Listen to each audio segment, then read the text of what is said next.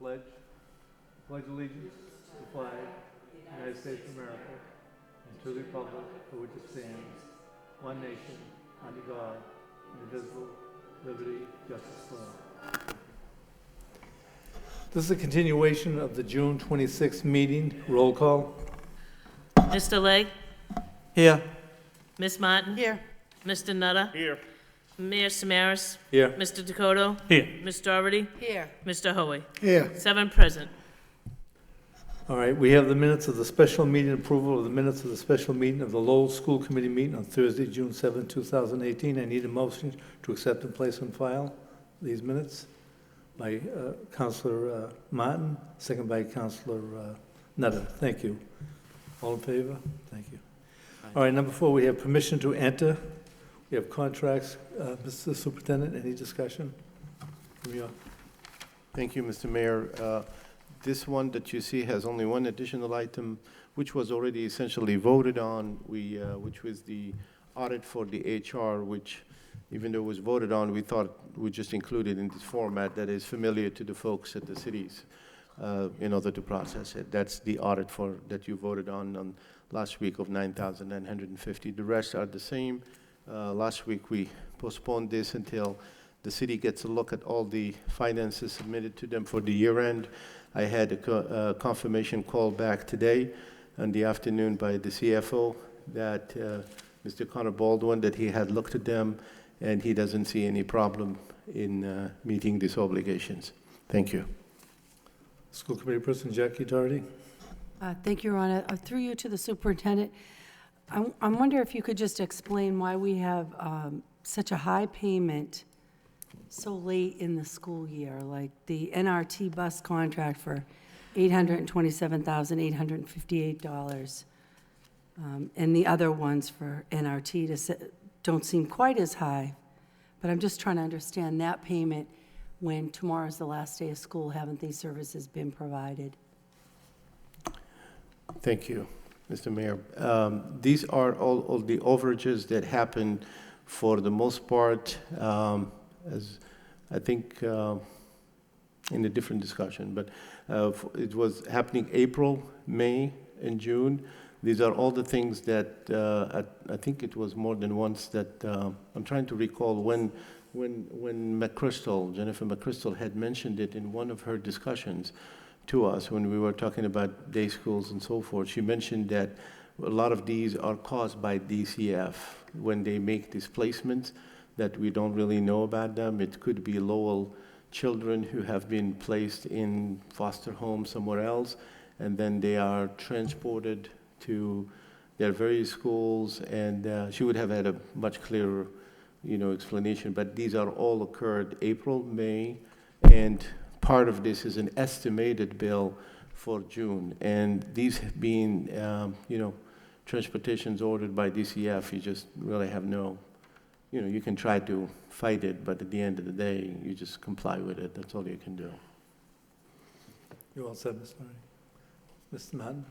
Can I just ask too, so this is amending, so is this taking the 3-month amount that we would have anticipated for April, May, and June, and then increasing it to come to this number, or is this the actual amendment? Is this the actual addition to what already existed as the? No, what already exists is much, much larger than this. Okay, so this is just in 3 months? This is just the increase. So for 3 months? Well, this is going to be May, there's going to be April, May, June. Some of it could have been earlier, but the build to us in April, that's what I meant. The services could have been done earlier. So the services would have covered 3 months or 4 months? 4 months? I don't know exactly here. I wish we had a... 4 months, okay. And so it just represents the increase, though? So it's not the 4 months of regular services. This is the $800,000 is an additional $800,000 over that 4-month period. There's already an existing amount that was paid, that was anticipated. I'd hate to answer without Mrs. McChrystal here because she's really the one who would be able to give you the entire details. But this is the overage that is communicated to us over what we had, planned at the beginning of the year. When they planned this, they planned from the people we know, the ones they have, and the people they estimate. It's a lot of estimation work, and then sometimes you get, different numbers based on the placements, and that's what she had requested. All the bills, I know that I had asked that the finance department send all the bills that we get to be audited by the SPED department before we proceed. What was the total amount for that, before this amendment for the year? Do you have the total Rough. amount of the contract? Do you have it anywhere here? The in sped budget? out-of-district Transportation. transportation? It's approximately 1.6 million. So it's 1.6 for the year? So now it's gonna go an additional 827. And again, please remember, what I just mentioned now is that the June has not been received yet. The last month we have, this is an And it's estimate. 3 months, not 4 months? No, this is including the estimated. Oh, it does include Yeah, June? yeah. Okay, okay. Yeah. Mr. Nutter? Ms. Martin, you all set? I would just note that it's dramatic. It's a dramatic increase, absolutely. Mr. Nutter? Okay, I thought our sped out-of-district transportation total budget was like $5 million. Right, so it's not $1 million, I think that's what she was No, asking for. this is, I believe, what you're talking about, Mr. Frisch, this is just the NRT side. Right. Not There- there's because two we have two sides. speds. We have in-district and Out-of-district, out-of-district. This okay. is the out-of-district sped. Okay. In the out-of-district sped account right now, before we approve this transfer, this amended order to pay this amount, we don't have that much money in that account at this moment. My understanding is we have about $23,000 in that account right now. These goes hand in hand with the transfers that have been placed for today. And there is actually an amendment of the transfers because we got a different number this morning from the circuit breaker. But these go hand in hand. It's not a matter of what you have in the account, only in there. That's what I had the city verify, is to make sure that while we are on one side increasing the purchase order, that there is actually going to be able to have funds in the account. And so he had to go and look at all the transfers that are being made to replenish those accounts to be able to do. Now, those transfers have not been done yet because you're voting on them tonight. Okay, well, which led me to my next question. So I know there's a transfer request of a little over $500,000 from the circuit breaker account, $587,000, I believe, correct? Is that amount going toward this out-of-district? The transfer has been at your desk is a revised circuit breaker transfer request to $849,000. That's because recently the fourth quarter payment came in at about $270,000 higher. Right, we received $1 million instead of the 884,000, whatever it is. We Right. received a little over $1 million. So you're asking us later on to increase that by another $5 million? Is that what it is recommended that an additional $849,000 be transferred from the circuit breaker account? So, Correct. so with the $1 million that we got as a fourth quarter payment, we're transferring $849,000 of that. Is that a lot of that to cover the out-of-district transportation? A Is my lot question. of it. Okay. Mr. Nutter, the way, if you look at the transfers, and you commented on them, that we had tons of transfers, the way it happens with the city is that they look at wherever you have money available at this year end, and they bring it in wherever you need money to pay. That process is what you see now. Of course, this is what you mentioned, the circuit breaker and all of that is part of that. I think it's not necessarily a one-to-one relationship to say that every dollar that you see in that specific transfer is going to that specific thing, because if you look at the transfer, it's a lot of froms and a lot of tos. Right. And then what concerns the auditor and the treasurer in the city is really that at the end of the day, what you have from is, at the very least, covers where they're going, if not more. And so this way, we are never in the negative, and that's really what they're doing. So I had them go over that, and I asked them to make sure that we are going to be finishing the year in the positive after we increase this and be able to pay for all our bills. And that was why I had requested last time that we delay until I get that confirmation from the city, and they have confirmed it today. So, Mike, why don't we know that ourselves? I mean, we have a budget that we operate with, we know, so Oh, why don't? we know, but it's just So a we're just double verification checking. purpose. We're verified. I had no problem, I knew that I knew, but I wanted to make sure the city verifies it. Again, so. this is my first year, you know, I've only been here 6 months. And I've been watching, it seems like I've been here longer, let me tell you, but I've only been here 6 months, and just watching the amount of transfers in this, to me, was just the highest I've ever seen. I think he had 4 million a couple of years ago, but this was just, so I just wanted to make sure that we were okay. Thank you. You're welcome. Any further questions? Got this? Yes, sure. All right.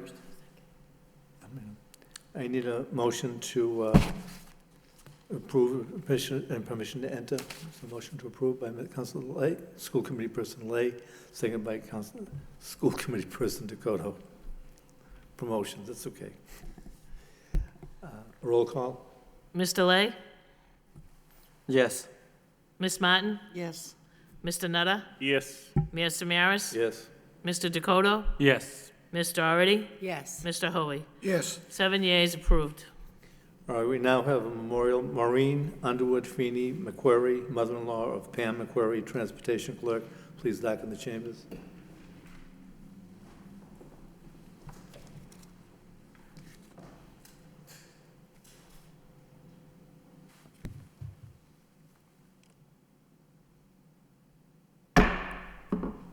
Thank you. All right, we have a Finance Subcommittee report and approval of the minutes of the meeting of Monday, June 4th, 2018. I need a motion to accept the report of progress by Mr. Nutter, seconded by Mr. Dakota. Any comment, Mr. Nutter, regarding that? Okay, thank you. Now we go to Section 7, reports of the superintendent, food service audit update. Any questions regarding that? Mr. Superintendent, do you have anything? Thank you, Mr. Mayor. Discuss? During this, I think it was that same finance subcommittee, I had asked the chair that even though it wasn't part of the agenda, that I wanted to give them a little bit of an update of what we had been discussing with the food service auditors, and he allowed us that the ability to brief them, if I remember, and I explained to them then, and I had told them that I will be bringing in the same explanation to the school committee. There was a food audit that was performed. They have not yet given us the final audit, and they did bring to our attention, though, that in 1 year, they're only talking about one year, which is the 16-17 year, which we refer to as FY17. They asked us that the amount that we had charged to indirect cost amounted to a total of 19.58%. And in their regulations, they wanted, they have, I don't know how to work their formulas, but each city and town has a different percentage. It's not one straight percentage. They informed us that for Lowell, the amount of indirect cost that would be allowed is 10.86%. Let me explain a little bit about that. The 10.86%, meaning that you can charge 10.86, you don't really have to justify anything. You just can go ahead and apply that as claim it as indirect costs. Where you claim it for, they don't really care much about that because they don't ask you about any explanation as to what these people were doing or anything like that. They did inform us that in order to be able to charge more than that, anything above that amount would have to be justified as a direct, if we can justify it as a direct. Particularly what came of interest to them is the large amounts that we charge for food, the paraprofessionals and the custodians. So we talked to them and asked them what would then it entail to have these being reported as direct cost, and they informed us that the one thing that we need to do is that those would require, I guess, more scrutiny. They would want to have to see the schedule of people would be helpful to make sure that the people did work in the cafeteria, the job descriptions that they're actually called for them to do that. So we worked with UTL since then, and we, with Mr. Hall, had straightened out all of those, both with the food service contract amendments, and I think those are the ones that he presented last time. The amendments of the job descriptions to make sure that we clearly indicate, it's clearly shown where the paraprofessionals as well as the custodians spend considerable amount of time in the cafeterias, either cleaning or supporting the operation of food services. The other thing that we also asked, we met with all the principals and we asked them to give us their detailed schedules, because the principals maintain that, even before this, they maintain that for their own management. So we asked them to give us a detailed schedule of who they put, or who are the pairs who actually work there and the custodians, and they've been sending us those all along. Because it's the end of the year, we also made a request to the Department of Elementary and Secondary Education, DESE, to give, initially I think they had asked about, to give them information, everything by June 21st. We had asked them that because it's the year end and we're really busy closing up, we'd like to have an extension to July 6th, because the principals are very busy with that, and they granted that extension. So before July 6th, we're putting all of these packaged together, sending it to them. And of course, the goal here is to try to charge the first 10.86% as an indirect cost, where you do not really have to worry about justifying it, and the remaining, which will be less than 9%, try to cover it with the direct cost. And after we submit to them on July 6th, we will have to wait for their, the decision whether they want to accept it or not, or ask questions, or whatever they want, and then they will finalize their numbers, their audit, and they will send it to us. Thank you. Ms. Doherty? Thank you, Your Honor, through you to the superintendent or the CFO. Maybe you can refresh my memory, because I remember when we were going through budget proceedings, I want to say last spring, when Mr. Gignac was on the committee, we had a number of concerns about the money that was being charged off to food service, and I believe Mr.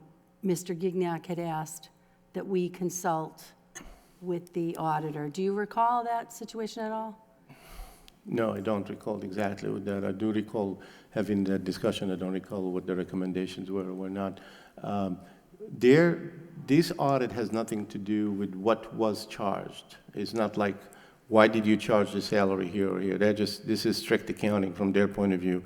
You can charge 10.86% as Lowell for indirect costs. You don't have to tell me why. I'm not going to ask you, and anything beyond, I need to have an explanation who worked, where they worked, and give me their schedule, and are they allowed to do that? So which is exactly what we're giving them, the job description and the schedule. So this whole difference that we're working on is strictly onto the Percentage, so we're just... Yeah, but it's also, we're using it only, it's really the two groups that are in question here are strictly custodians amount and the paraprofessionals amount. And it's not about anything else. Okay, and then just one follow-up to that. So if we're looking at a difference of just under 9%, what is that in terms of dollars? I don't know. What's the amount? It comes to approximately 900,000. Yeah.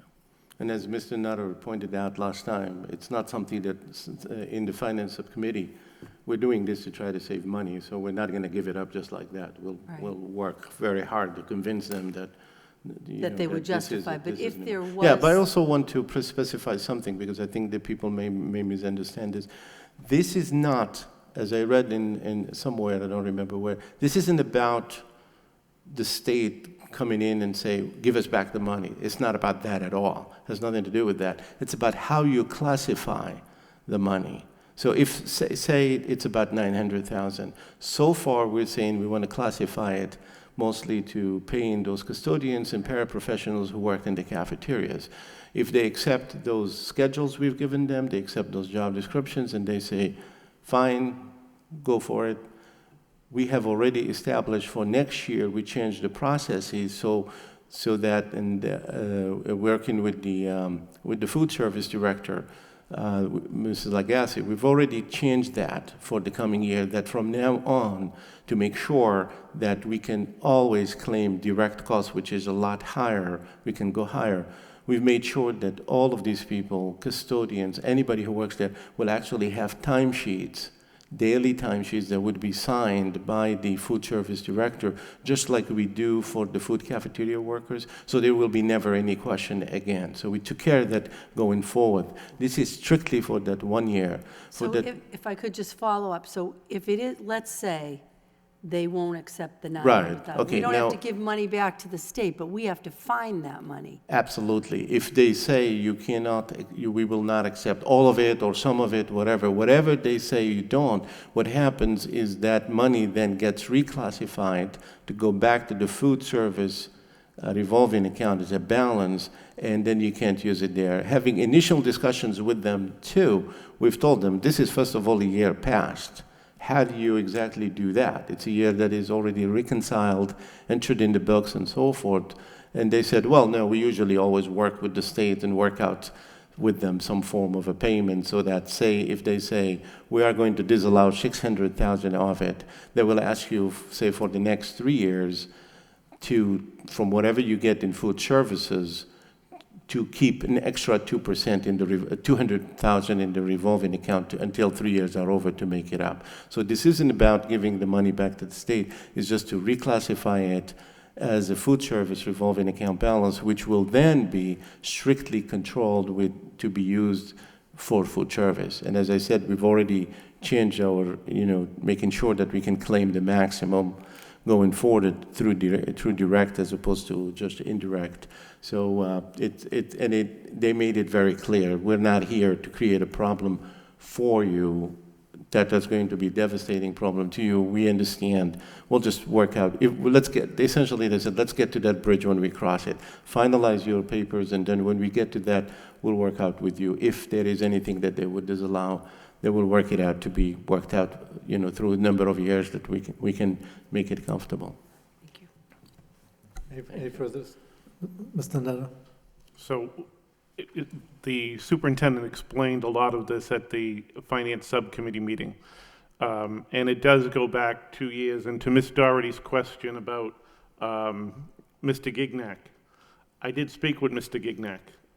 The city auditor has no say in this, so he didn't give an answer because it's a state-run, and DESI never got back to him at the time, which is why he didn't follow that up. But he let me know both of those things. So basically what it is just as the city charges the school department for maintenance of effort, all those sort of indirect costs that the city charges us, what the superintendent has tried to do is maximize the amount that we in turn are able to charge. As far as, is it all going to be okay? Maybe not, but I think the intention was to try to maximize the amount of dollars that we could repurpose. And we have, as you recall, as the superintendent mentioned, they did bring in motions. They have changed the job descriptions of the paras and the custodians to specify the amount of hours that they will be assigned specifically to food service. We'll have to document that, and we can charge it as a direct cost rather than indirect cost. But we do face the possibility that we will have to, over a period of years, or pay something back into that food service account, or keep money in there instead of using it for something else. Any further discussion? Ms. Martin? Thank you. So we're basically talking about FY17, which is done and over, and then our current year that we have some opportunity, well, not really, but that's still in play at this point. Not in this audit, no. Okay. But it's a 2-year problem. No, it's a one-year problem, that they're looking strictly at that 1 year. We have never. They're looking at FY17, they're not looking at the No, current year. they're not, exactly. The audit was strictly for FY17, never brought up the FY18, and we have not mentioned or discussed a single thing about the FY18. Did we make the change in FY18 to be No, in we're making it compliance? So what, We're always in compliance, and it's a matter of interpretation. You know, for us, it's in compliance. okay. So I think what the change that we implemented is now going forward. For in FY19? FY19 is going to be fully, we're going to maximize to treat let me be specific again so there is no misunderstanding, to treat the custodians and the paraprofessionals, the time that they spend in the cafeteria will be treated the same as the cafeteria workers through timesheets. So this way, they will never question that Right. again. So I understand the difference between direct and indirect, so that I'm very clear on, and I think it makes perfect sense. It's exactly the way that an audit should function. That's exactly what they should be finding. So my question is, if we look at FY17, which is what was currently audited, that's what this audit is going to refer to, they've already found that there was that things weren't billed in line with that we overbilled an indirect, and we've been instructed now that we need to bill using the established 10.86, and we have to bill the rest of it as direct. Will that impact the current year, FY18? No, at this point, the audit is restricted to strictly 16, 17. If they want to audit the 17, 18, we have no control over that. They can do that anytime I'm they asking in want. terms of practice. So they've told us for FY17 that Whatever, we, let's say they decide, and I'm speculating here, Mm-hmm. please. Let's say they decide to audit 17, 18, and let's say they say, well, you know, you did it again in 17, 18. We will be sending them exactly what we're sending them now, which is the schedule of everybody who worked, which is and we charged a lot less this year, which is the job description. We'll be sending them the exact same thing. And then, you know, whatever they would have accepted for, I'm guessing for 16, 17, they will accept it for 17, 18. Whatever they don't accept, they don't accept. I think it's, you know, we are very confident because we got this, when they did these numbers initially, the initial work that I understand was tracked back to the initial spreadsheet for 16, 17 had been done by Mr. Cassidy when he was with us. And we traced back his work. He actually got all the numbers from the principals. We traced back, that's part of the package we're putting together, is these emails to the principals and saying, hey, can you please give me an indication of how many people have been working with the food services? And then the principals gave them these numbers in the hours and so forth. And then he put together these figures and communicated them to the finance department saying, this is how much we can charge for custodians, this is how much we can charge for those. So we're pretty confident, not to say that they could go the other way, but we're pretty confident that the numbers that were initially estimated were numbers that were derived by inquiring with the principals on how many hours or time approximately spent by their custodians and paraprofessionals. so I guess my question focuses on this 10.86 as our established number. When was that number established as the appropriate indirect? I do not have that answer for you. Okay. Has it changed during your tenure? I never got involved to this level with the food services. I don't know. Nobody, you know, we have never had any question to, you know, things were put together and nobody ever questioned it. This is the first time I've seen an audit of a food service in my 3 years here. And I've just been learning more and more about it as we go, because it's not usually something that would necessarily go through my desk. It's between the HR at the time and the finance and the principals. You all set? My final question is, are we confident that we're going to be in compliance with the requirement that they need to be treated the same across all contracts? I'm assuming that includes all federal contracts. Are you talking going forward? Yeah. Yes, definitely. I mean, So we're going to be charging this 10.86 for this one contract. We'll be doing the same thing across all our federal contracts? Is this now our established No, indirect this cost? This is for, I don't even know whether all federal contracts require the same 10.6. I really don't know. Well, that's what No, I'm trying to no, figure I out, don't is, know. It's a does que- that impact that? And also. I will in- be very happy to inquire for you that. Great, Yeah. okay, that'd be great information. My secondary question then is that the language seems to indicate that if we are putting this in place, the allocation system, in terms of the hours that staff are working for the paras and the custodians, we need to ensure that we're using that exact same system for all of our other funding sources. Anything that is direct, I think would be very cautious to do that from now on, that if it's direct, make sure you have the timesheets and so forth, even if in the past, it has never, ever been done. Which So is I think what is required. I what mean, we think- should what have been is- doing that, but if we're moving them to direct, that's what is the trigger that ensures that you need to now, for every contract that people are charged against, we need to use the same exact system Just so across we- the district. Just so we are clear, I think anyone that's usually charged as direct, they usually have always kept a timesheet. So this is not a new practice we're doing. We're saying this is a new practice for those custodians and paraprofessionals that have been working in the the cafeteria. But when the cafeteria workers have worked, we always had that practice in place.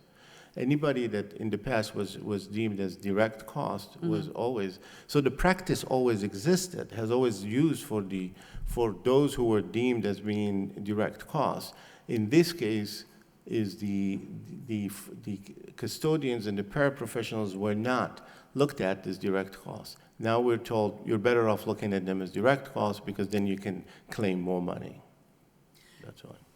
Which is great. Okay, and as we move forward, we'll need to be cognizant of the fact that we need to treat them the same across all contracts.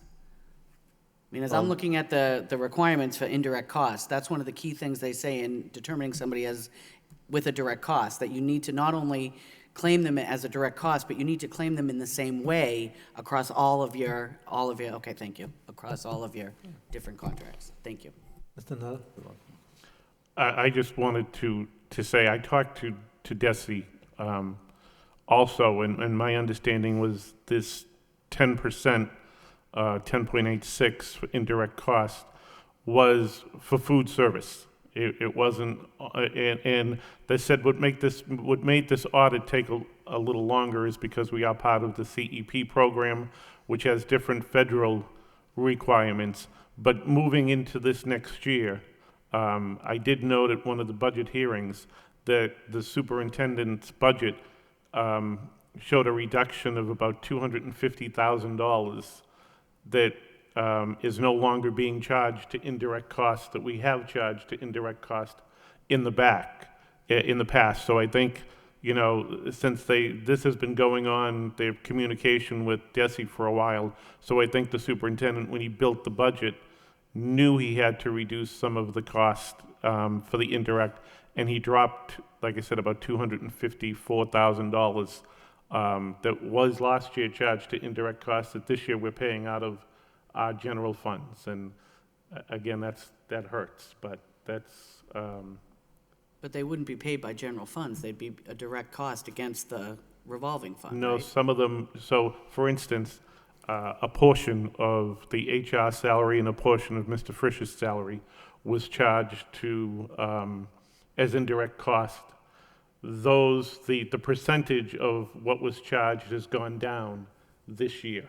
So not as much of their salary. So let's say, for sake of an argument, last year they charged $7,000 of his salary. In next year's budget, they're only charging $5,000 of his salary.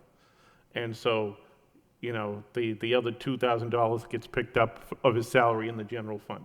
These are all these are indirect costs that were charged for the MIS or for HR or for anything that isn't being charged as direct cost, that's being charged as indirect cost.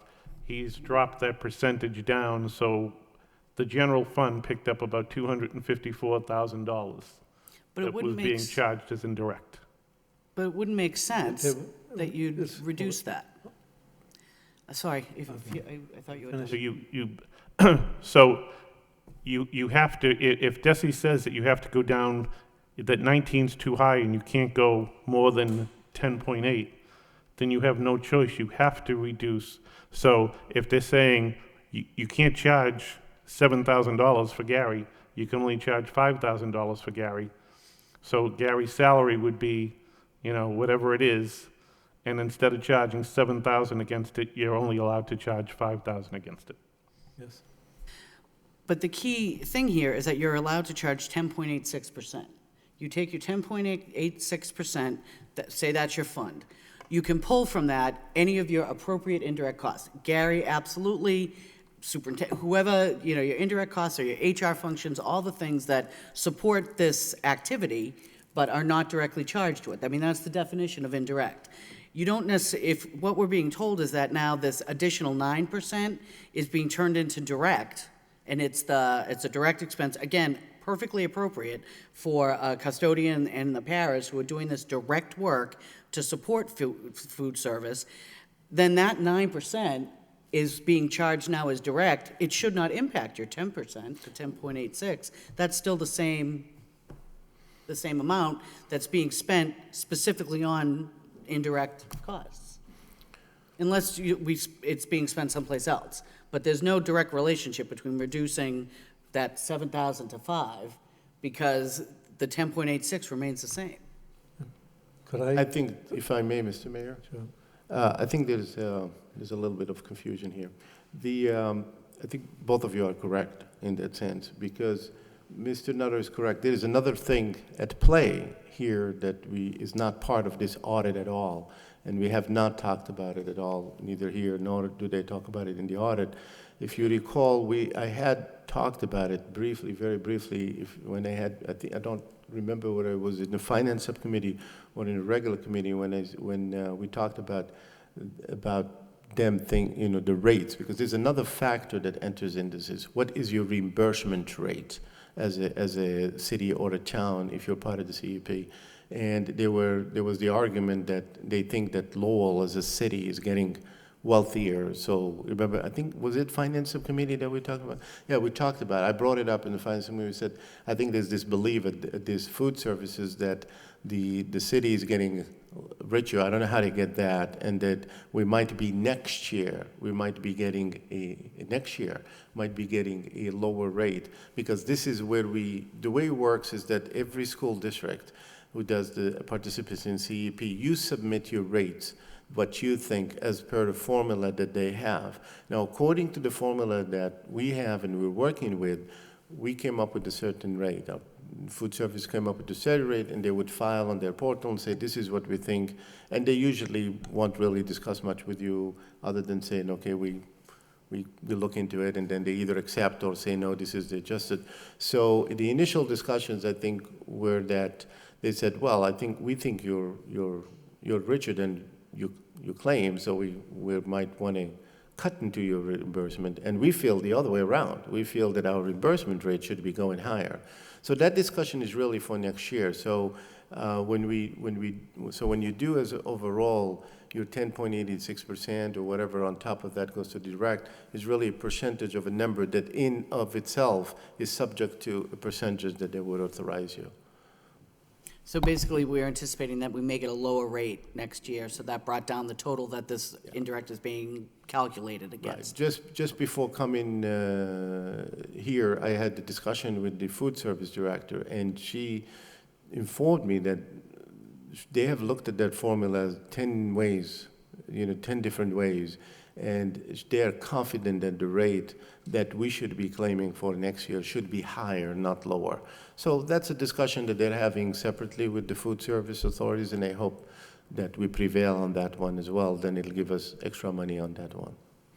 Right. Could I just, to me, ask you a question in a different style?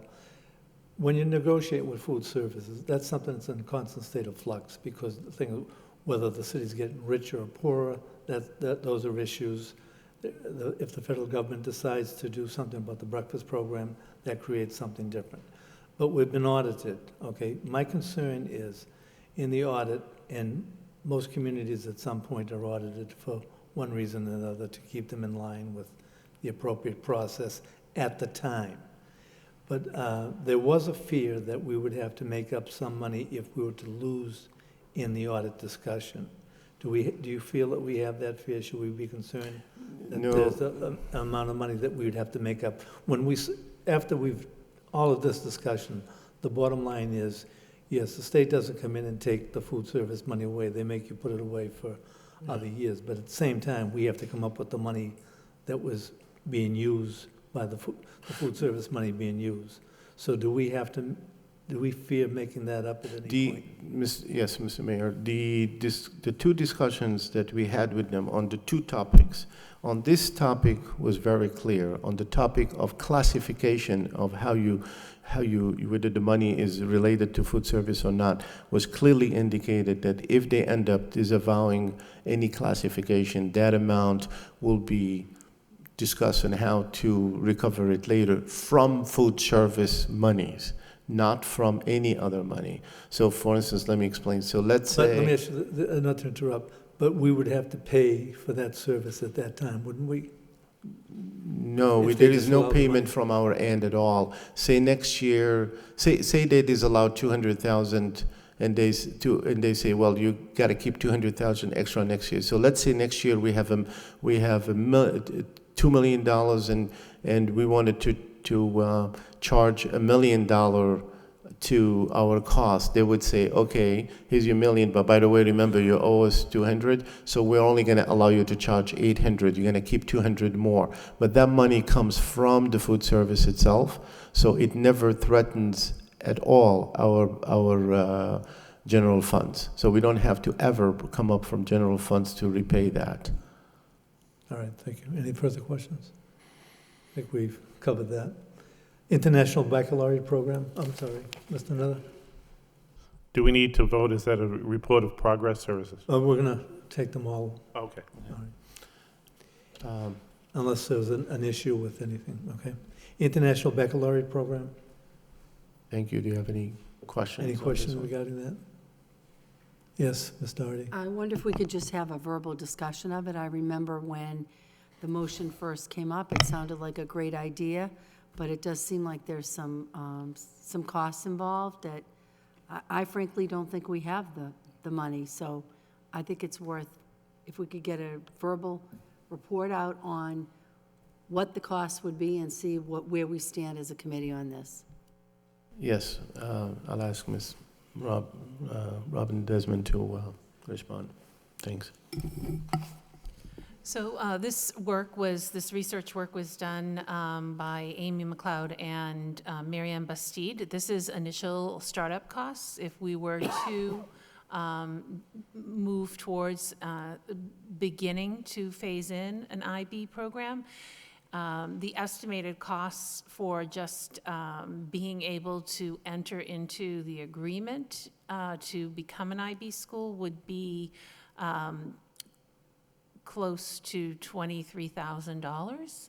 That's not to include the costs for staffing.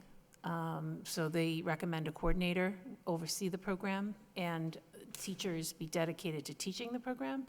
And it also does not include the costs to prepare teachers to be able to teach the curriculum. So if you have enough teachers to teach the curriculum in this area, the IB program coordinators would come out here and train the teachers. If not, we would have to provide transportation to our teachers to go to be trained.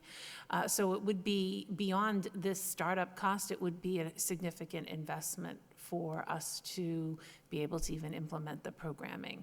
So at this time, with our budget the way it is, it doesn't appear to be feasible. Yes, Ms. Doherty? If I could just follow up, I thought when we initially talked about it, it sounded like a great idea. Could you just confirm, what is the difference between the IB approach and, let's say, AP, which is what we currently have? Is there a difference? Is it an add-on? How do you see it working with the AP program we have? So this would be a separate program. This program is recognized internationally. It is recognized amongst several of our colleges locally in Massachusetts, but also internationally. So that is different. the course offerings are different. There are different course offerings. I think the rigor is equivalent, or based on the research, it appears to be, but it does offer different benefits for students. All set? Mr. Dakota? Thank you, Mr. Mayor. It was really on my motion that we looked into that, and I'm disappointed that fiscally we can't afford it, because I think still believe it is a great program to be involved with for our kids, just to give them that other leg up over other areas, other students elsewhere. So hopefully we can keep this on the back burner when times get better for us, that we can revisit this at some other time. Thank you. Any other discussion? No, the thing is, Lowell High School offers the Lyceum and other programs that really have quite a national reputation, but this program does have quite a reputation, and it's something that, as Mr. Dakota said, if we can afford, or maybe a fundraise or something, to that, but it should be kept on the burners to be looked at. Okay. Next, personnel report. Mr. Superintendent, Yeah, this is the customary personnel report, and if you have any questions. any? Thank you. Enrollment figures.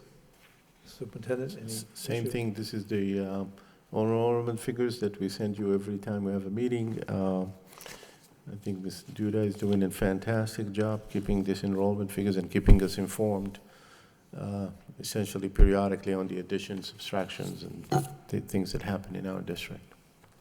Okay, report on motions, Mr. Superintendent? Again, this is the ongoing report of motions that we keep adding. I'm not so sure that the later motions that you passed last week are here yet. They will be added, I'm sure, since this is the continuation of that meeting. Okay. Any question, Mr. Nutter? Will we be getting a report in before the start of the next school year on the option of some type of blizzard bag program? So that we, Oh, yes. I mean, having to cancel school because of the heat now is, so I think the blizzard bag program, can we ask Ms. Desmond? She has her hand up.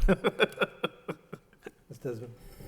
Yes, thank you. Mr. Nutter, we did do a lot of work on blizzard bags, so we do have materials prepared. At the time that the motion came forward, we really were into almost April. So we will have that to present to the committee before the start of the next school year. Great to hear. Thank you. Yeah. Mr. Dakota? I'm sorry. Thank you, Mr. Mayor. Will something like that have to be included in the handbooks and policy handbooks going forward? Should Would be. it be wise? It really, you're really required to do that for parents to have an understanding what would happen, because they make plans otherwise. So- But it's usually done by, Ms. Doherty's correct. We'd often do it as an insert, and you'd have time to, before September, to get that into the package. Okay, thank you. Okay. All right, I need a motion to accept the report of the superintendent, 7-1 through 7-5, as a report of progress. Need a motion to accept by Mr. Dakota, second by Mr. Nutter. All in favor? Okay, thank you. Under new business, before we get into the circuit breaker transfer, our CFO is going to be taking another position. Could you discuss that, Mr. Superintendent? Yes, thank you, Mr. Mayor. Happy to give you an update on that. Mr. Frisch here has accepted the position as the CFO of the Gloucester Public Schools and has submitted his resignation today. And I'll read.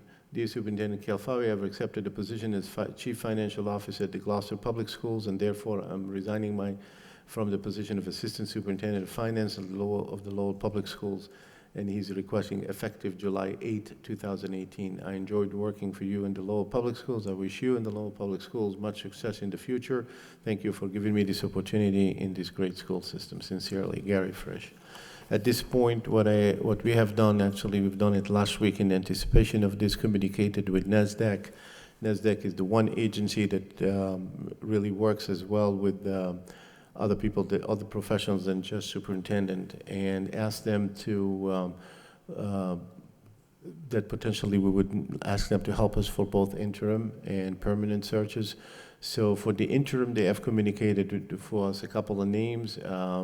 And the first one that they put, that they recommended highly of an available person to do interim is a person that I had called and invited him to come visit on Wednesday. And I understand he's going to be coming on Wednesday.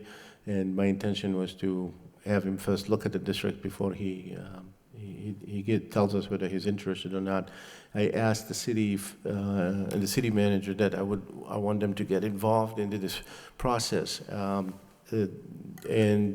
we did is I communicated with the CFO, the treasurer, and the auditor, and asked them if they could make themselves available to meet with the person to help give us some feedback.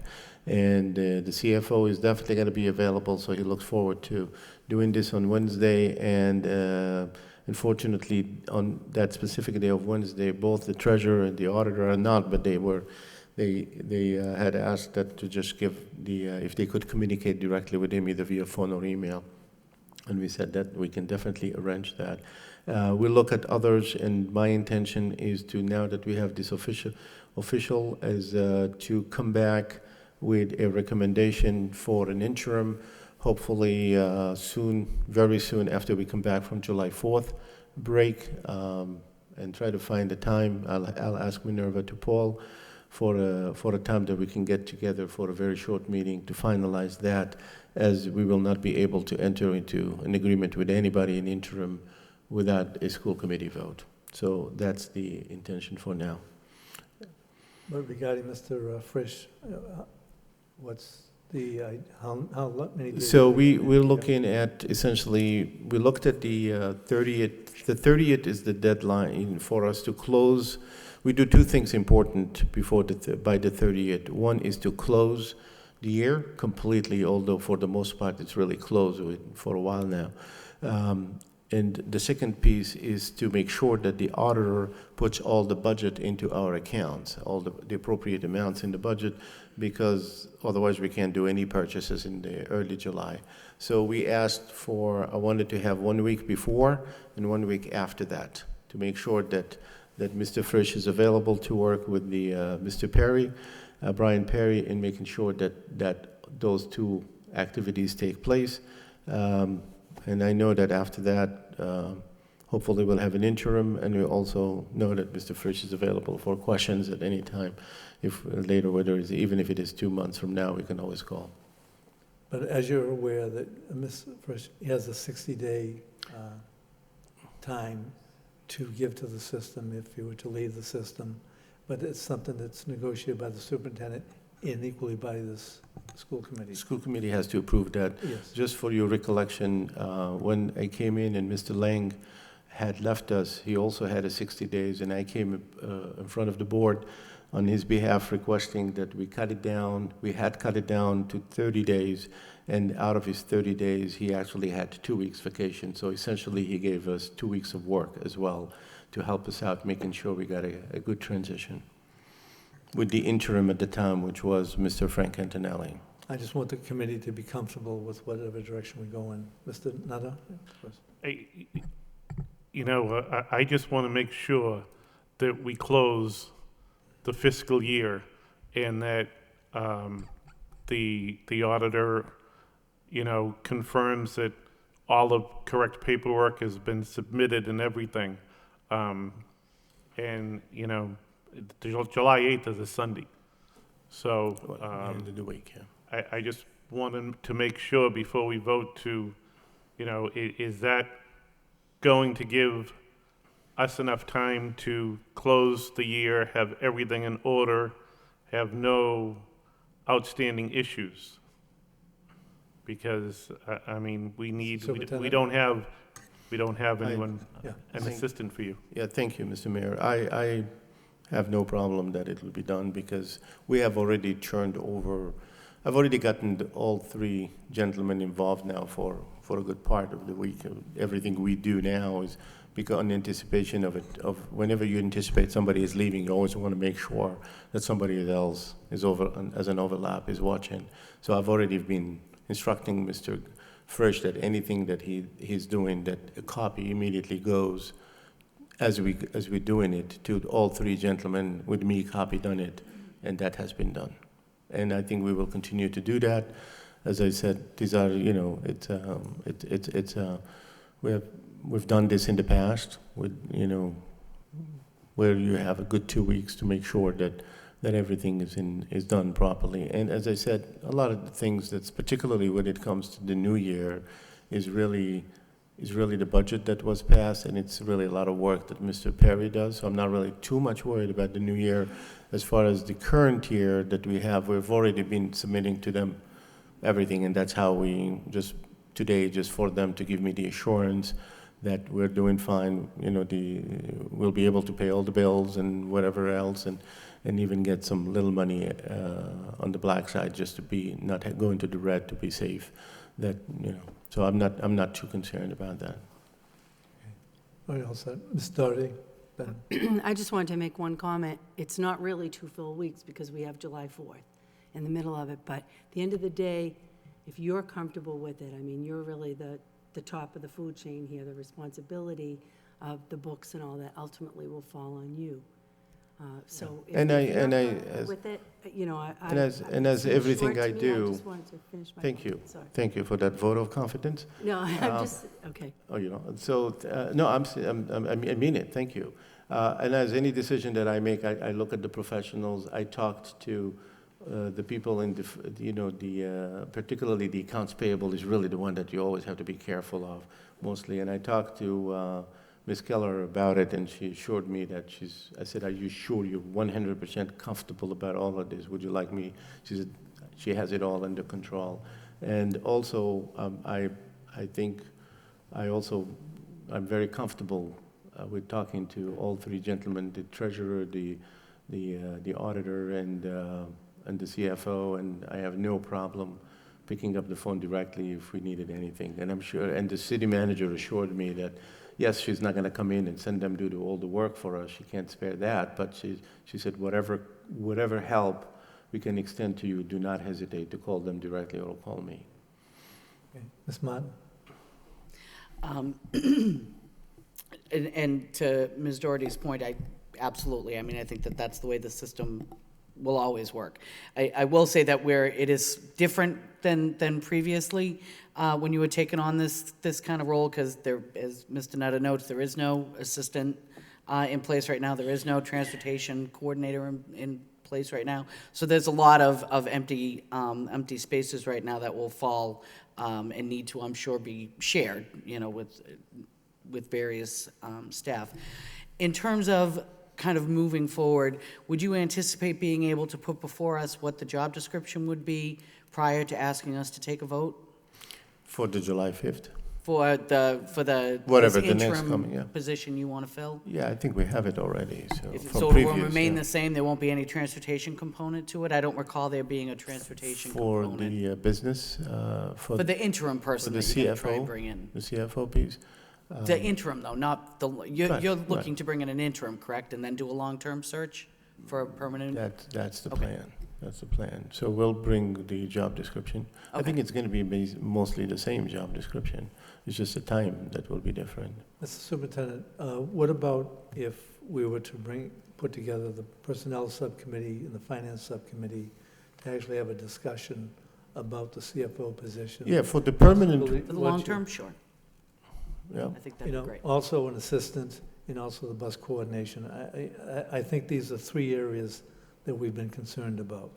So I'd like to see the school committee sit down and have an open discussion about the best way to support. And if we're going to go for a new position, new people in basically three areas, I think we should revisit what we have and allow the superintendent to make some recommendations as to a direction we could take. What's your thoughts on that? Any thoughts? Mr. Nutter?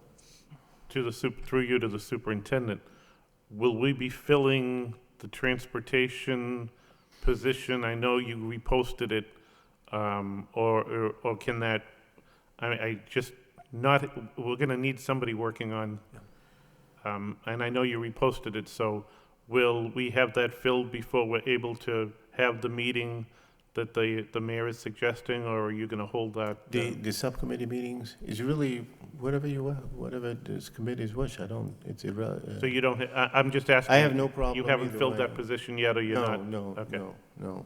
I think, I thank you, Mr. Mayor. I welcome that because, you know, we're always working in the really hard conditions because of the constant lack of funds and do that. And I think we need to stop and just say, let's look at what's required is required, and then we'll deal with it. So if the subcommittees want to have a look at it, I welcome that. I have my own thoughts and recommendations of certain things that I think we should be looking at, but we're doing that, if I understand well, for the permanent positions, not necessarily for the interim, because that one we have to bring in as soon as possible under the current, whatever current job descriptions we have for a CFO. The thing is, does the committee feel that they could have the time? We can't put this off till September, or, you know, it has to be something done the month of July. Well, I was just gonna say, could we poll the members for, apparently we're gonna need 2 meetings. We're gonna need a meeting, I would think, the first week in July, so you can hire the interim. Yeah, that's a really quick one, yeah? Yeah. And then, when people are available for the subcommittee meeting. Why I say the subcommittee, because it allows for open discussion, which I think is important. Wait a minute, I think Ms. Durkin has something. Ms. Martin? Thank you, Mr. Mayor. So I think that sounds like a great plan moving forward. That's, will give us some, some opportunity to discuss different options. Just to finish up, I just wanted to thank Mr. Frisch for his time here in Lowell, for the work you've done with us and the slings and arrows that you've survived. So thank you very much for all you've done. Mr. Hoey? Yeah, I'm just listening to everybody, and I'm a little confused. Mr. Frisch, good luck to you, whatever happens, but I hope we respect his request to get out of here by July 8th. I mean, I've been sitting here 2 years, and it seems like more than one person was trying to get rid of Mr. Frisch. And now he's going to another job, and we're trying to hold him. So I'm really confused. I'd like to know tonight if he's going to be allowed to leave July 8th, because I think he deserves at least that much out of the school committee. So again, thank you, and I wish you luck. Mr. Hoey, we're allowing the superintendent to make that That's decision. right. I just needed a comment. But the issue was, which is rightfully so, are we closing the books properly, and do we need any services? That comes first. I understand that. But at the same time, Mayor, if I was sitting in that man's shoes, I would have wanted out of here 6 months ago. I think he hung in with us through the toughest times I've seen this school committee have in my lifetime. And I think because of the hostile environment that the man was working in, like a few other people in the system, I think he deserves to get out of here when he says July 8th and put the responsibility on the superintendent, and we should just wish the man luck. And I do wish you luck, Gary. Mr. Nutter? I just want to point out, there is a contract in place that does say 60 days. Correct. So it's not like that's why I it's brought not it up. like we're holding his feet to the fire. We want to make sure, and I know maybe the, whole financial impact of closing the year is a little difficult for Mr. Hoey to understand, but that's our obligation All as right. school committee members. Okay, Oh, Mayor, please let me keep it straight. respond. Keep it straight. Yes, Please let yeah. me respond. He mentioned my name. Yeah. I do understand. I've been watching what goes on with Mr. Frisch for 2 years, Jerry. And finally, All right, let's. We're gonna get let's- rid of 'em, Let's keep so- the names out. Let's Yep. play it straight, okay? Mr. Kalpoe. Yes, Dr. Kalpoe, Mr. sorry. Mayor, if we can wrap this out, please. I'm making a request because, as you said, it is a contract, and the contract is between the school committee and the CFO, not between me and the CFO. So I'm here then making the official request that this committee approves the July 8th separation date. Thank you. And we're in agreement, Mr. Dakota. I move that we accept that offer to have him leave by the 8th of July I need a and accept that. I need a motion to put that in place, and That's the, I'm making, the motion, seconded by Mr. Second. Hoey. Roll call. Do we need to add an amendment that conditionally that the books are all closed for the fiscal year and? That's fine.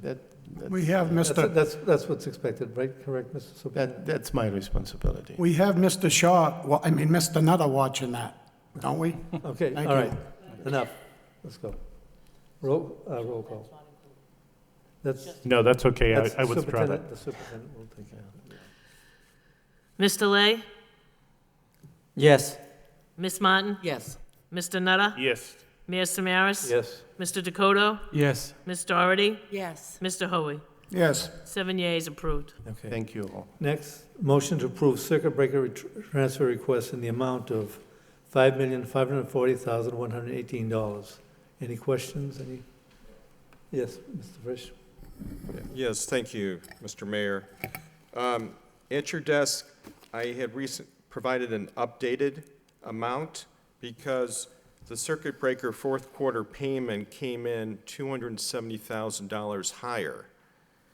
And so I've increased it by 270 to a new figure of 849. That's 849,118 to be transferred from the circuit breaker for a new total of $5,540,118. Ms. Martin? Thank you very much. Just so I'm clear, so the new total of the 5.5 million, that's all for out-of-district special education expenses? Is that right? That was transferred to the out-of-district budget. Okay, so it wasn't transferred to the general fund, it was transferred to the line item of special ed okay, that's perfect, thank you. Mr. Nutter? I'm sorry, Gary, which line item was it transferred to? This is allowing the school district or Lowell Public Schools to transfer a total of $5,540,000. Before it was $4,691,000. So we needed to. It goes to the, as Ms. Martin indicated, or I answered her question, it goes to the out-of-district tuition budget. Okay. It goes to the out-of-district tuition budget, but in the revised transfer list you gave us today, aren't we taking more money out of that out-of-district tuition budget? Yes, and then eventually. Almost $1 million. 920,000, I believe.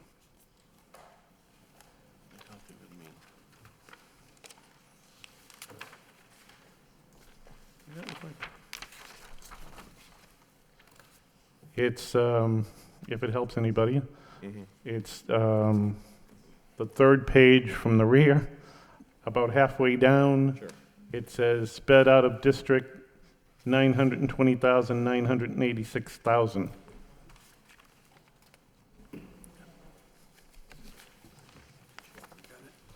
Right. Right, so I increased that to, I'm just wondering why we're transferring money out of the circuit breaker to that and then transferring that to various other accounts. Is that basically what we're doing? basically transferring it to other accounts, predominantly the special ed transportation. Okay, thank you. Any other questions? Motion to accept by Mr. Dakota, seconded by Mr. Hoey. Roll call. Mr. Lay? Yes. Ms. Martin? Yes. Mr. Nutter? Yes. Mayor Samaras? Yes. Mr. Dakota? Yes. Ms. Doherty? Yes. Mr. Hoey? Yes. 7 yeas, approved. All right, next, we have the motion to approve the final budget 2017-2018 in the amount of $162,323,324. I need a motion to accept by Mr. Dakota, seconded by Mr. Hoey. Discussion. Ms. Martin. Can I ask as a reminder, so with the current budget as it stands, what is currently in the suspense account? The current budget? for moving forward? 2019, that's what Oh, we're approving, right? No, this is 17-18. This is. This is, He's being asked to approve last year's budget. Yes. You can understand my confusion. no, Well, we were going to approve it earlier, but we said, let's hold off and see if there's any additional money coming from the city to, now we know the additional money coming from the city is going into our school choice revolving fund. So now we're set with the $162,323,324. But we still have the state. For last year. Another- I talked to Desi, and I understand the belief of the superintendent because we got the $200,000 or 250 that we would have to approve the new bottom line. Desi, the DOR, and our lawyer, city solicitor, said that they could not find anything that said we had to do this since the budget had already been submitted. And because I was under the opinion we had to also. And, you know, Mr. Frisch, I know you're leaving, and I've never seen the accounting practices like I've seen here with the transferring money in and out, and I'm not going to vote for that, but I wasn't here for the initial presentation. I've only been here 6 months. I've never seen accounting done this way. Before you added the 200,000 tonight, there were 531 separate line items that were affected by transfers, which is beyond anything I've ever seen. And that was 6.2, and now we're up to 6.4, and I'll have to ask later why. But I'm just not, I'm not going to approve last year's budget. Any further, Mr. Superintendent? yes, thank Dr. you. I'm sorry. Yeah, thank you. This is the budget for the current year, which was much discussed. Those of you who were not here, it had been brought up by the former mayor explaining it. It's if you review the tape, and he had indicated on the floor to all that once we get the final $250,000, which we did not get until the free cash was certified after December 31st, that the new budget would have to be voted to comply exactly with the number that they had on their end, with the city's end. So this is for the current year. We were holding off. I wanted to have a confirmation from the city that the amount that we're expecting from them from the school choice and E-rate funding amounts to $299,976. I wanted to have a confirmation from their CFO whether this enters the budget or doesn't enter the budget. And he called me back to say, no, those are going into, he has already put some payments into the revolving account. The rest he will be putting them after December 31st, again, after they certify the free cash, and they do not enter the regular budget. So he had asked me to only include $250,000. So we are also doing this to comply with the city's request. Thank you. Roll call. Ms. Delay? Yes. Ms. Martin? Yes. Mr. Nutter? No. Mayor Samaras? Yes. Mr. Dakota? Yes. Ms. Doherty? Yes. Mr. Hoey? yes, 6 yeas, 1 nay, approved. All right, next we have the motion to approve the student activity audit update. Dr. Kalfawi? Thank you. Thank you, Mr. Mayor. As I had indicated briefly last week, the student activity account, they have audited 2 schools, I believe 2 accounts, one in the high school and also the Morris School. And as you can see, it's pretty complicated, it's pretty large. So what I had recommended, we never got around doing it, but my recommendations remains the same, that this audit be forwarded to the Finance Subcommittee for further discussions. And I had already asked the principals that they also avail themselves to make sure that they're present for that discussions when this comes about. Mr. Nutter? Thank you. I talked to Powers and Sullivan, and I think we may need to do it with a joint committee on finance and policy, because one of the findings that Powers and Sullivan pointed out was in an 800-page policy manual that we don't have specific spelled out policies involving these student activities account. And one thing was pointed out to me as an example. So the senior class, for example, if they, did their senior class gifts and there's $100 left over in that account, we don't have a policy where that money goes. Does it stay? Does it go back? When I talked to the gentleman from Powers and Sullivan, he said, you guys really need to set some policies, break accounts up, be very specific. Welcome to the world of the high school. Yeah, thanks. Ooh.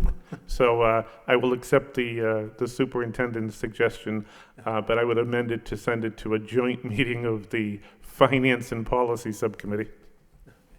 It's a motion, second. From a motion, second by Mr. Dakota. Thank you. All right, I need a motion to accept the student activity, this report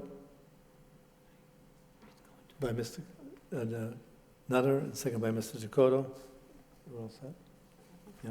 Roll call? Well, okay. We don't have to do a roll call, okay. All right, the next we have yes, Jackie? I wonder if I could just ask a question while we're talking about budget. When we finalized our budget for next year, we had money set aside, we had positions that we had put aside that we were going to try to figure out, if we could bring some of those positions back. I'm just wondering where that stands.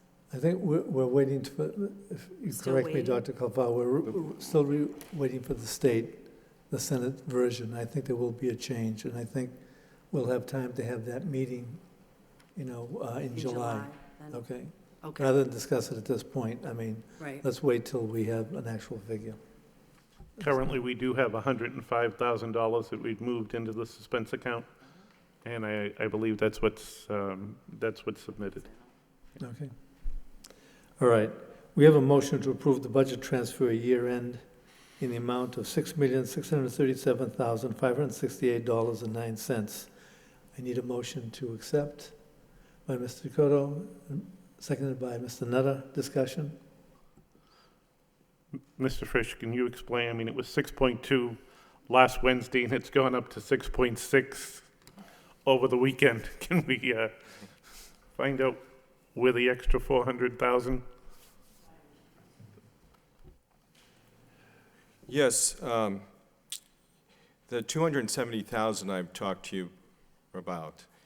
And then the difference is school choice funds. So in the budget for 17-18, it had that we had moved money from school choice funds back to the general fund.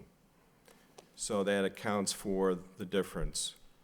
There's 270 again for the school choice. I'm sorry, for the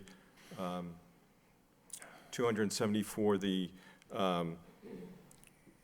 monies that were coming from the circuit breaker, and then 100, the balance was from the school choice that we're receiving 150,000 for both the 17 and 18 payments from the city.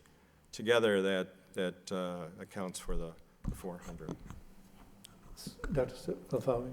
Yes, thank you, Mr. Mayor. These have been communicated last week, and any update thereafter was communicated last week to all the, as I said earlier, the CFO, the treasurer, and the auditor of the city. And these were the same documents that they based their recommendation that everything is fine. You can go ahead with making sure to pay all your bills. Okay. Ms. Martin, then Mr. Nutter. So the 150 we saw come in from school choice, is that exclusive to the high school? No. What else do we have, school choice? I think it's Oh, I'm sorry. it's Yes. high school. Yeah, Yes. just a high school. Yes. Just a high school. So The some of only- that money was coming from other communities to us? Correct. Yes. Okay, Correct, even better than it coming from the city. Thank yeah. you. No, it's not. Mr. Nutter? I just have a question about the TV production studio. In the last budget that was just approved tonight. There is a notation that 2 of the salaries would be paid out of the PEG account, basically. Those 2 salaries came to, again, taking the numbers right out of the budget book, came to $211,414. But as they did this year, apparently last year, the city also only gave us $108,145. So is part of all this transfer money to cover the salaries for those accounts? Dr. Calfaro? These transfers are for this year? Yeah, that's what I'm talking about this year. Before the system was changed of the Comcast funds, they used to maintain accounts, explained to me by the CFO of the city, that it used to be 2 accounts, and now it's changed. Everything is set up separately. So last year, there were some that were directly tagged to salaries, and then the different was supposed to be coming from another account. Now, the city has used, when the system changed before the year end, the city has used those funds for some of the things, which under the new laws or whatever, the new regulations, those funds are spent at the discretion of the city manager. Those were used somewhere else. Then we ended up having to figure out funds to pay for the salaries. So that's exactly what happened. For this year, and I just had the discussion this afternoon with the CFO to talk about this coming year, because I said we made it very clear in our budget that the entire video department, which costs us roughly 290 plus, we would like it to be from the Comcast. Now, what he explained to me is that what they have done in their budget, they have insured only 108. And I said, that's not going to be sufficient to have everybody in it. And he said, but we still have the monies from Comcast. They don't have an exact figure. They have to estimate what is going to be coming from Comcast. But we know it's going to be substantially more. And he said, what we would do is he's calling for a meeting between himself, city manager, and myself to discuss about how we could get more of that. That would have to be appropriated differently. Not does so.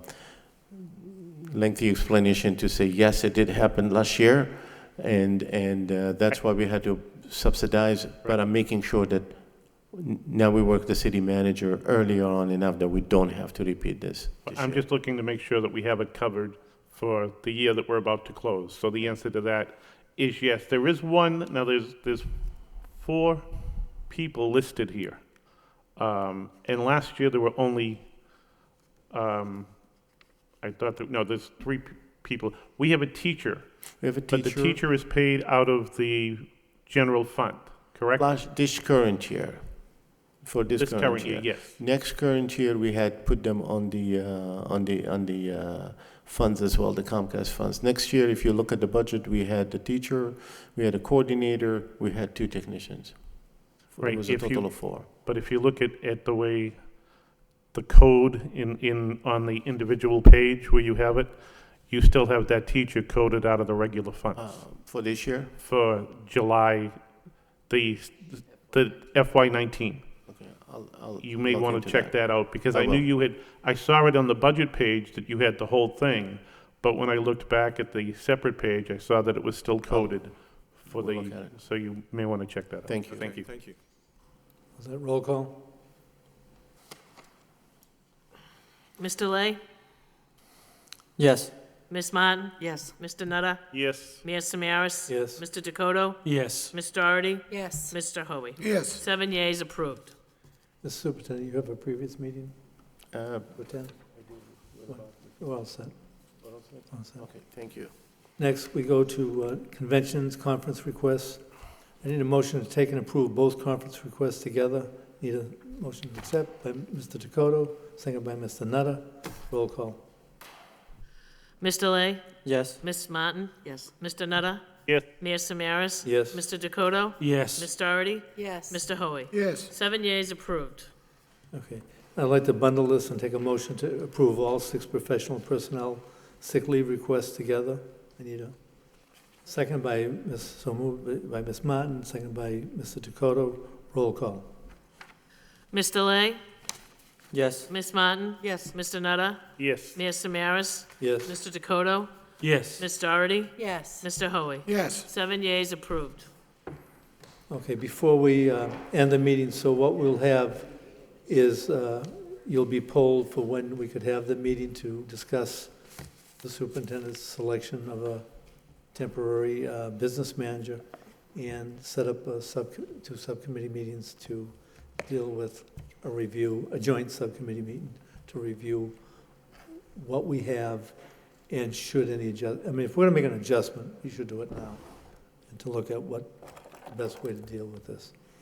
Okay, I need a motion to adjourn. I'm sorry, Ms. I would just like to point out that if we're trying to schedule a meeting, the first week in July is the week of July 4th. Yeah. And I know I'm going to be out of state. Yeah. So we're looking at the week of July 9th. All right, that's, I think it's going to be very difficult to try to find something the week of July 4th, anyway. as long as we're into that week, the next week, I think we'll be okay. But the subcommittee meeting, if a subcommittee meeting could meet, start a meeting, it's up to you. One, Jackie, the really urgent part of this is to approve the appointment of a temporary business administrator. So whether there's enough of us around the first week, as long as there's a quorum. That's, That's the most important part. it's the superintendent's call, but we must by law approve that, okay? So motion to adjourn by Mr. Dakota, seconded by, everybody want to stay? Ms. Martin, thank you.